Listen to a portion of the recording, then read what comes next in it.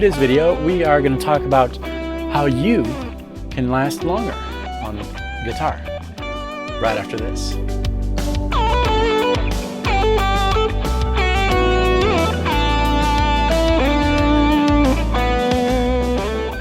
Hello, my name is David Wallerman. Welcome to this channel, which is all about helping guitar players find their voice on the instrument, which is the guitar, to tell their own personal musical story.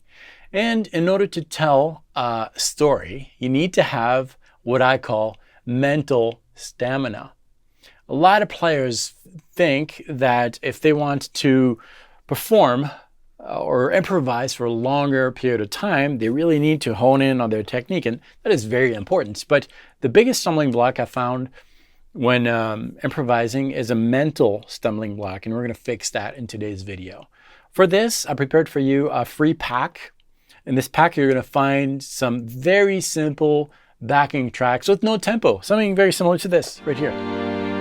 Just a chord that's going to last for a long time. No tempo, because I want you to either grab your metronome and set your tempo very, very slowly to the speed that you are comfortable with, or have a mental tempo, which is what we're going to do here, a mental tempo that is going to keep your mind in check. So that's really, really important. We're going to activate the mind. You're also going to find some charts here with the scale diagrams that are going to be useful for this.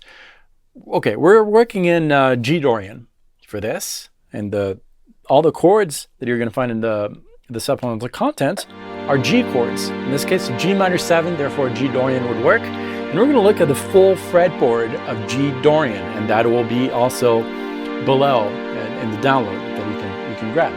And over this, we're going to set a mental tempo. So the tempo needs to be in check with what you're going to play. So if you're going to play 16th notes, you need to be able to sing these notes. 1, 2, 3, 4, 1, 2, 3, 4, da, da, da, da. If it's too fast, 1, 2, 3, 4, you can't articulate these notes. It's too fast. Very, very slowly. The slower, the better. And then we're just going to play a few notes. I'm going to do very, very slow.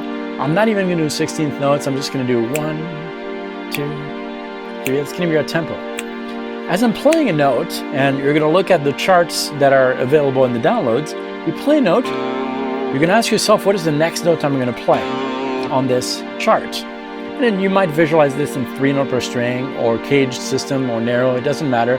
But you're going to focus on playing that note, and before you hit the next note, if I'm playing these series of notes, for example, on the 5th string, frets 3, 5, 7, as I'm playing 3, I'm looking at 5. As I'm playing 5, I'm looking at 7. So you're kind of like playing the note you're going to play, and then visually looking at the next note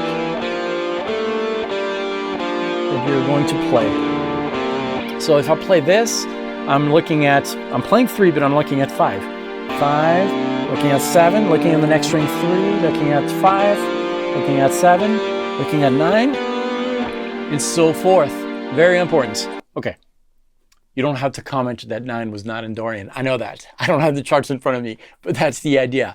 You are almost like a chess player, looking in advance. And then once you're comfortable with that, you can start looking at groups of notes. So as I'm playing, for example, 3, 5, 7 on the 5th string, I'm looking ahead of time 3 notes, 3, 5, 7 here.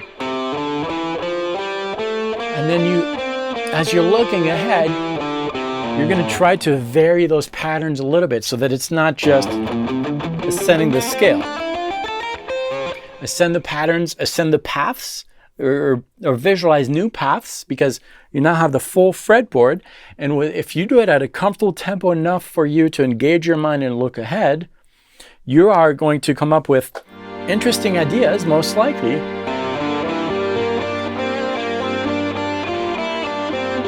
that you may not have thought about.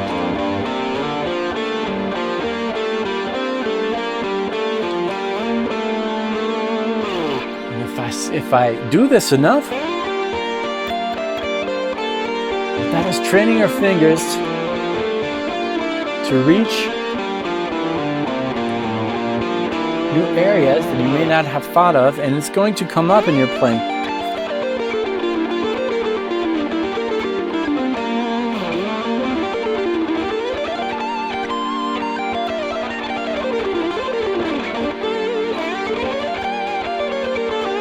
Yes, that was way too fast, but you get the idea. You gradually speed up. So that's how it works. It's a visualization thing. And if you do this 10 minutes a day, truly, your playing is going to be more in control. Remember, this is just your pencil. The pencil doesn't tell the story. You tell your muscles how to use the pencil, but the real story comes from inside. And by anticipating the moves, we are truly strengthening that connection, mind, fingers, which is so essential when you're playing something. That's what I have for you today. Don't forget, you can download these for free. The link is below, and you're going to get similar chords like this, all in G, G minor 7 chord, a G dominant 7, a G major 7, and with chord charts or scale charts, and the full fretboard. Force yourself to play in areas that you might not be used to. That's super important also. And if this is your first visit to this channel, thank you for stopping by. You should consider subscribing, because every week, Monday, Wednesday, and Friday, a new video like this one comes out, helping guitar players around the world find their voice on the instrument to tell their own personal musical story. No one in the whole wide world, alive, dead, or to be born, can play the way you play if you just take time to ask yourself, what makes me me? And apply it to the instrument. Thanks for watching this. I'll see you very soon. Practice well.